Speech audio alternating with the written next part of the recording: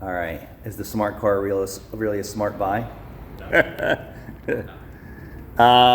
So I actually was watching a tech who was talking about, I think he was a Ford tech, and now that the Ford Bronco Sport has been out for, 3 years now?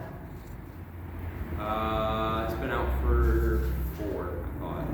Well, we're not through the 4th year, right? 21 was the first. Well, I think you had to order them, right? You couldn't get them. Google it real quick. First model year. Google it real quick, and then I'll finish the video. So everybody was licking their chops at a Ford Bronco Sport. Oh, how cute, how nice. I have to wait for it. I'm so excited. My friends are going to be so proud of me. Now it's 3 years later, 36,000 miles, and it needs tires. Yep, it released October of 2020 for the 21 model year. Yeah, so about 3 to 4 years old. And someone said, when you buy, Exactly 5 years. yeah, when you buy a new car, right?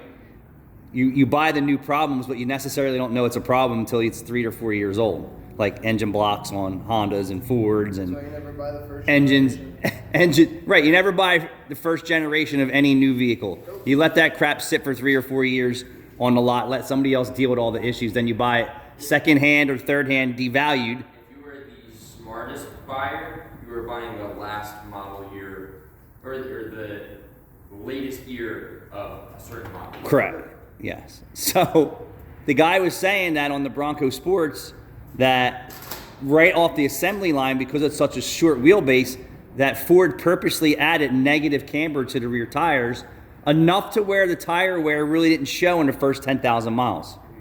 But as you get into the 30 and 40,000 miles or less, that it had extreme tire wear in the back. I've seen that ourselves in our base, following a customer that's been a regular customer here for years with his Bronco Sport purchase, that the rear tires within the first 10,000 miles started showing signs of heavy camber wear. And then because we change his oil constantly, like we really keep an eye on his car, as you should for someone who comes in for regular oil changes, not overextended oil changes, that by the time I think he hit 30,000 miles, he needed tires before 30,000 miles, but he drove them until they were almost bald in the back. And what I meant by bald is the inside edge was flat, bald all the way across to the outside edge, which still had some tire tread on there. And then I was listening to another Ford tech saying that the camber is so negative in the back to keep that vehicle, the handle, and it's such a short, narrow wheelbase. But what happens under time in a hard driver, and I'll explain it to you with the independent rear suspension, that if you're an excessive hard driver, what happens is that torque and load in that vehicle makes the rear end of the vehicle squat more, and more negative camber and more drastic toe changes, which accelerates tire wear. Guess what's not covered under warranty at Ford? Wear and tear. I was gonna say, you know how Or wheel alignment. You know how many of those That's never cars covered. I suggested tires on, and I was told by the service advisor, don't worry about it. Yeah, because then he doesn't want to argue with the customer about It doesn't. for free, because customer getting free tires because you bought that car that way. Doesn't. So what he was saying is at the dealership, they weren't allowed to do what we do. But then they would yell at us because we're not selling more. Right. He's not allowed to go in there and maybe elongate a hole and push the camber up if there's no camber kit available. And then he was explaining about some other vehicles too, just speaking about generations of, like, he pointed out the Honda CRV and the Honda Pilot.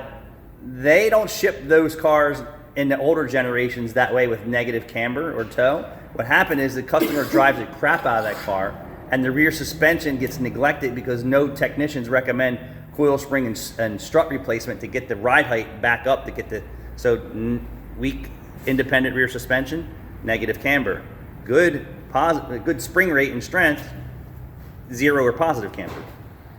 So on an independent suspension, like I said, when you see those cars and they load that vehicle on acceleration, if it was already set with negative camber, and then as the spring decays and the strut or shock decays, it doesn't have the compression any longer, and then it adds more. And if you're an aggressive driver, it just eats the crap out of your tires.